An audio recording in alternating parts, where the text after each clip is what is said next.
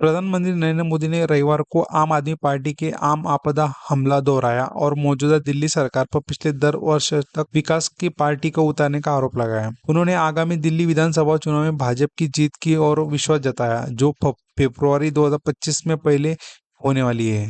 प्रधानमंत्री मोदी ने कहा, विश्वास रखिए, दिल्ली चुनाव में कमल खिलेगा। दिल्ली के रोहिणी में एक जगह जनसभा को संबोधित करते हुए पीएम मोदी ने कहा, देश बीजेपी अपना भरोसा रखा रहा है, पूर्वोत्तर कमल खिलेगा। ओडिशा में कमल खिला है, हरियाणा में तीसरी बार बीजेपी को चुना है, महाराष्ट्र में बीजेपी को भारी जीत मिली है, इसलिए मेरा मानना है कि दिल्ली विधानसभा चुनाव में भी कमल खिलेगा। पीएम मोदी ने आगे कहा, 2047 तक विकसित भारत के लक्ष्य को हासिल करने के लिए दिल्ली का विकास अहम भूमिका निभाएगा।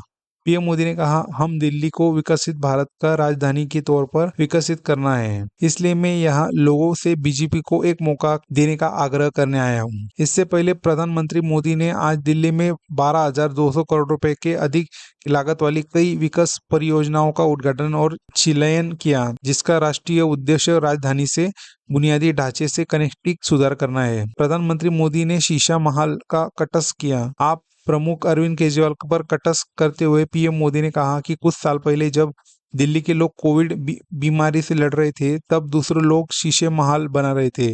उनका इशारा दिल्ली के मुख्यमंत्री के बंगले के कथित शानदार नवीनीकरण की ओर था। पीएम ने कहा, आज बड़े अखबार में सीएजी की रिपोर्ट के आधार पर शीशा महल पर बड़ा खर्चा हुआ है। जब दिल्ली के लोग कोविड लड़ रहे थे, तब उनका शीशा महल बनने पर था।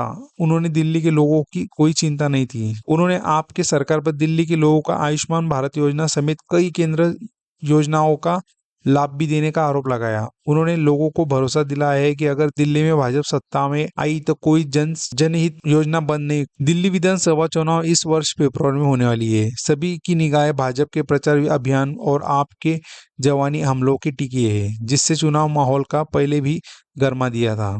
आप संयोजक अरविंद केजरीवाल ने कहा कि पंजाब प्रदर्शनकारी किसानों को अगर कुछ हुआ तो इसके लिए भाजपा जिम्मेदार होगी। किसान एमपीसी व कानूनी गारंटी सहित कई मांगों को लेकर अनिश्चितकालीन भूख हड़ताल पर है। केजरीवाल के एक्स पर एक पोस्ट में यह भी दावा किया गया है कि केंद्र अब निर्खस्त किए गए 3 कृषि कानून को नीति बताकर पिछले दरवाजे से लागू करने की तैयारी कर रही है।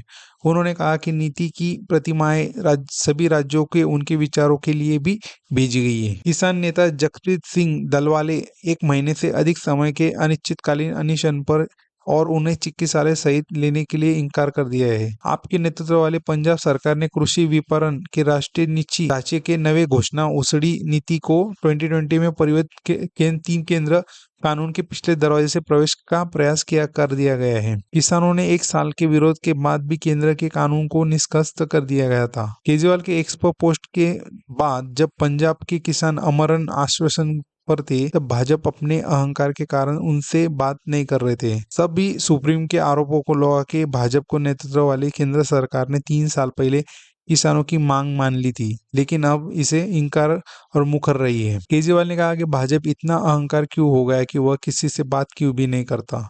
उन्होंने हिंदी में एक लंबे पोस्ट में कहा है, भगवान अनिश्चितकालीन धरती पर बेटे किसानों को सुरक्षित रखे, लेकिन अगर उन्हें कुछ हुआ तो इसके लिए भाजपा जिम्मेदार होगी। कृषि मंत्री शिवराज सिंह चौहान ने जब प्रदर्शनकारी किसानों के साथ गतिविरोध समाप्त करने के लिए बातचीत करने के लिए बारे में पूछा गया, तो उन्होंने बुधवार को कहा कि सरकार पंजाब हरियाणा सीमा पर चल रही किसानों के विरोध प्रदर्शन पर सुप्रीम कोर्ट के निर्देशन के अनुसार काम करेगी। सुप्रीम कोर्ट किसान नेता जसप्रीत सिंह दलवाले को अस्पताल में भर्ती करने के लिए निर्देश का पालन नहीं करने के लिए आप नेतृत्व वाली पंजाब सरकार के खिलाफ मामले को सुनवाई कर रही है। गुरुवार को शीर्ष अदालत ने पंजाब सरकार की खिंचाई की और कहा कि उसके अधिकारी का कुछ किसान नेता मीडिया के गलत धारणा बना रहे हैं। किसान नेता जगजीत सिंह दलवाले को अनशन तोड़ने का प्रयास किया जा रहा है। पंजाब के महाव्यक्ति गुरुमल सिंह ने स्थिति को जटिल बनाने के लिए किसी भी प्रयास का इनकार कहा और दलवाले को अपना अनुशासन तोड़ने बिना चिकित्सालय सहित लेने के लिए मनाने का प्रयास किया जा रहा है। दलवाले ने 26 नवंबर को पंजाब और हरियाणा के बीच खौनार सीमा पर अनिश्चितकालीन भूख हड़ताल पर, ताकि केंद्र को फैसले के न्यूनतम समर्थन मूल्य एमएसपी की कानूनी गारंटी सहित आंदोलनकारियों किसानों को मांगे को स्वीकार करने में दबाव बनाया जा सके। संयुक्त किसान मोर्चा, गैर राजनीतिक और किसान मजदूर मोर्चों के बैनर तले किसान 13 फरवरी से पंजाब हरियाणा के बीच शंभू खैरनार सीमा पर डेरा डाले हुए हैं, जब सुरक्षा बलों का द्वारा उनके दिल कुछ रोक दिया गया था। धन्यवाद।